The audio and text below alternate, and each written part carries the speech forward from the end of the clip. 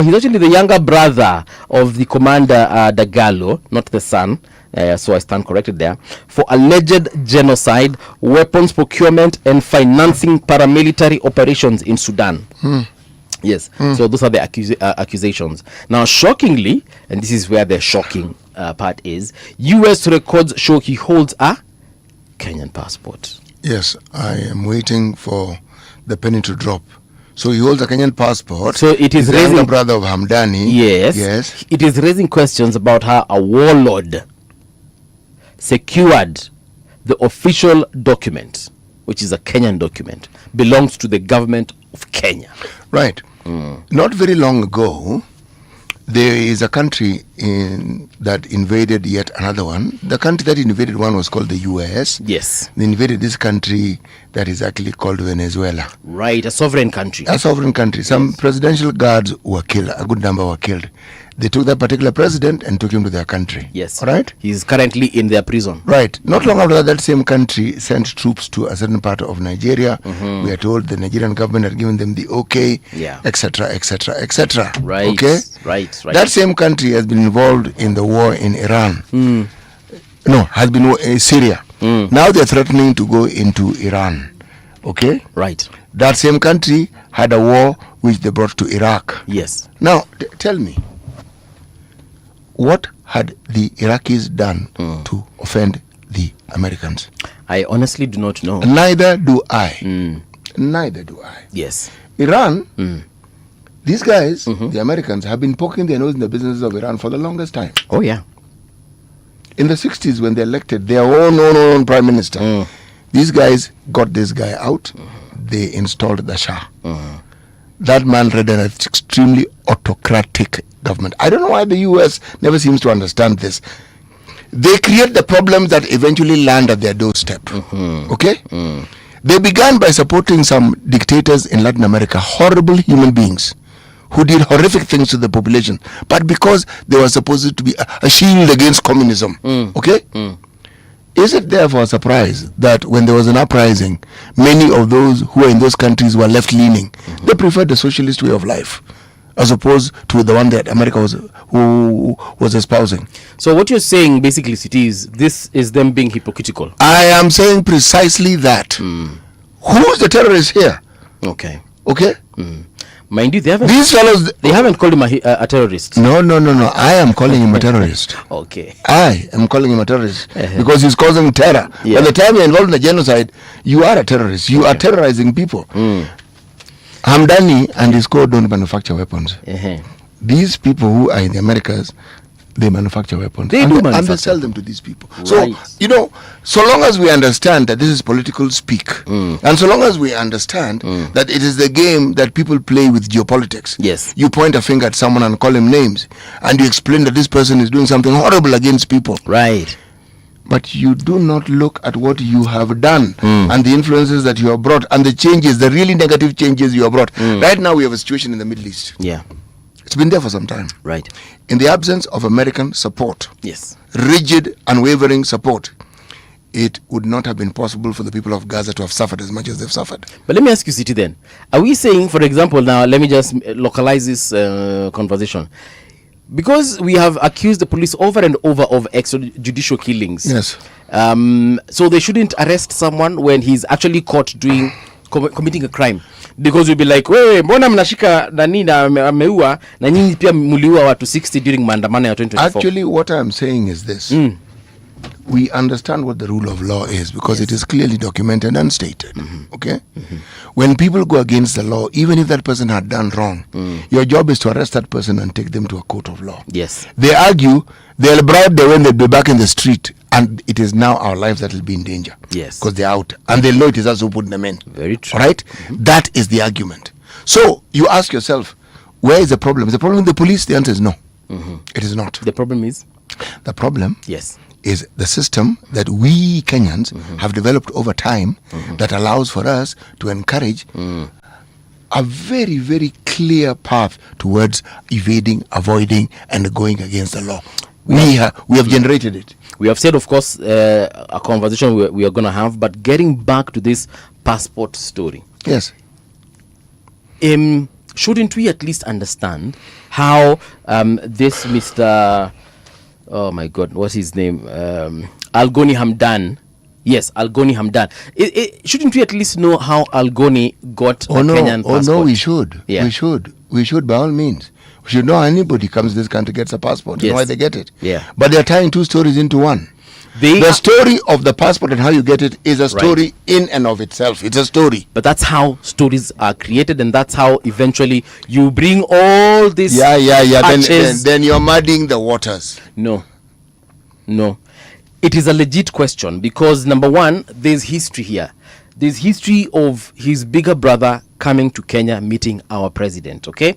Now, even before we knew of Mr. Algoni here, there have been accusations that Kenya is somehow connected to the conflict in Sudan. Why? Because Kenyan branded weapons have been weapons. What do you mean? Yeah, you didn't see that was it done by NTV or Standard? I did not see that expose. Okay, KTN, I think it was. There's a cache of weapons branded Kenyan military because it talk about meaning it was bought and was intended for the Kenyan military.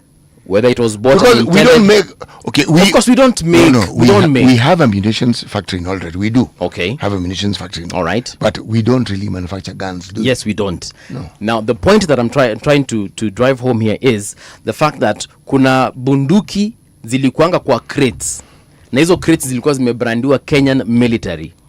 Zilipatikana wapi? Sudan. Na inasemekana ya kwamba those weapons are the ones being used to commit crimes there, that genocide that is being spoken of. Acha nimalize kaka blaza. Sasa tukikumbuka hiyo expose ambayo ilifanya, I think actually NTV ilifanya hiyo kitu. Tukikumbuka hiyo expose NTV ilifanya, tukikumbuka ya kwamba kuna huyu generali wa kutoka Sudan alikuanga huku Kenya, alafu sasa tunasikia ndugu yake mdogo amekuwa sanctioned na the United States of America kwa sababu ya zile shughuli zinafanyika Sudan. And then now to make matters even more thicker, he has a Kenyan. It's not a crime to have a Kenyan passport. Paul, foreigners have our passports. Having a Kenyan passport is not a crime. It isn't a crime. The crime is if you got it illegally. So what is the legal way of getting a Kenyan passport? We shall get to that. But shouldn't we at least know? Because this is a very... I'm not tying the two. What do you mean, City? It is... People getting illegal passports in this country is an old story. Old. From the time Said Barre was deposed, that story has been in this country. Their ministers, the late Kajwang was among the people whose names were mentioned, issuing passports to non-Kenyans. Okay? People going abroad with Kenyan passports, and it was said they were non-Kenyans. This is not a new story. People from other parts of this continent getting Kenyan passports, it's not a new story. I am saying this. Mm-hmm. Can we clarify what it is that is required for you to get a Kenyan passport? Okay? Yes, we shall. Once we get that one, we say, fine. Did this guy get this passport in this way? Mm-hmm. If we find there's a problem, we say, okay. But this guy, then go to this other problem. This guy is a younger brother of this man whom we know is committing atrocities in the Sudan. If I remember my process of getting a passport well, because I got it over like some 20 years ago, kuna process ya unaenda, lazima chief wako akuwekee signature. Lazima at least a priest or imam or a pastor. That was an old way of doing it. These days you don't need that. But you get what I'm trying to say. The reason why there was that vetting process is so that, number one, tujue ni Mkenya for sure. Number two, for the state to understand your moral background in terms of whether you're a criminal, whether you're a good person, you know, the kind of things that you've done so far. Because kama priest wako anakujua ama imam wako anakujua well enough for them to actually sign a document recommending that yes indeed we trust this person to hold a Kenyan passport. Now for this particular gentleman called Algoni, does anyone know about his background? Bro. And if it is true, because I'm not judging him beforehand, I'm just saying, if it is true that he is involved in these atrocities that have been mentioned here, whether it's the US that is pointing this finger, it's Kenya that is pointing this finger, or it's even Sudan itself pointing this finger, we should know these questions, and we should know the answers to these questions. The issue of passports cannot begin and end with Algoni. It is a problem we have, and it must be seen in that light. That is my position. The issue in Sudan, Kenya is a small player. The big players are countries like Qatar, the Emirates. Those are the big players. America probably has come in there in some way. The British always poke their nose. After all, Sudan was a former colony of theirs. Unakumbuka ile methali ya jana? Today's bush is tomorrow's forest. It is. Yes. The reason why you hear me focusing on the legality of getting a passport is for a very simple reason. But I'm actually not even on the passport. I'm just on the character of the person holding the passport. It is me who is on the passport issue. Yes. It covers the very things you're saying. Even if you're a Kenyan and you want a passport, okay? Lazima tujue kama wewe ni criminal. Yes, because usually a birth certificate is required. Because birth certificate, as we say in Kenya, is msema kweli. Kabisa. This person was born here. And we know, and there's evidence, and you can follow it up. I don't even care if he was born in Israel and he has a Kenyan passport. But then you are agreeing with me. The point I'm trying to make is the atrocities being committed in South Sudan, ammunition or guns, weapons that were destined for Kenya being found there. That is a question that must be answered. I prefer to segment them so that I understand each on its own and then look at the connection. But I don't start by connecting all of them at the same time. The way that the paper is doing. No, that I will not do. Because then you lose the plot. What do you need to be able to get a Kenyan passport? Star newspaper inasema hivi hapa mbele, pay headache, MPs step in to rescue broke civil servants. Where pages 4 and 5. How killer OCS moved from police chief to death row convict. Where that story is on page 9. Dog meat peace ritual that settled centuries old Teso Bukusu land dispute. That story is on page 25. Then we have pain, terror and horrors of Shakahola. Shakahola suspect Enos Amanyangala alias Hallelujah.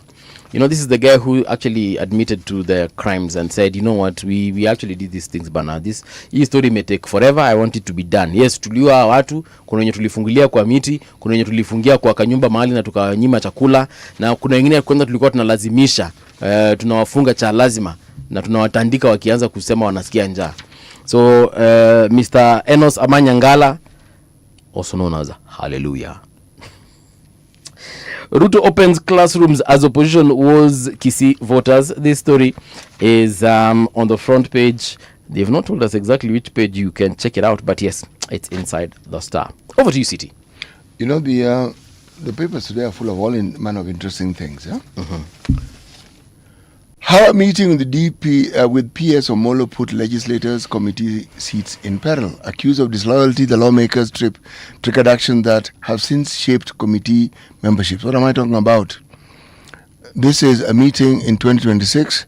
Members of the Homa Bay County Assembly traveled from their village and went to meet Raymond Omolo. That is Kenyan politics for you, okay? If you're talking about Homa Bay County, it is assumed that is an ODM zone. Let us look at the headlines, and I'm going to begin with bang in the middle of the paper. Gusii Opposition's Gusii Declaration. United Opposition leaders, Rigathi Gachagua, Kalonzo Musyoka, and Fred Matiang'i vow to stick together to unseat Ruto and deliver change. What change do you hope to deliver, dear sirs? Please spell it out so that we can understand, okay? Uhuru Ruto Season 2 duel unfolds. President William Ruto's allies are linking his predecessor, Uhuru Kenyatta, to growing opposition to his government, suggesting the 2027 general elections could set a replay for their rivalries in the last poll. Well, tit, should we say for tat, isn't it? Yes. Yes. Tit for tat. Tit for tat. When President Ruto was William Ruto's deputy, he clearly set a process in motion that defied his boss directly for all to see. Okay? So if the president is now being accused of doing the same, then that is why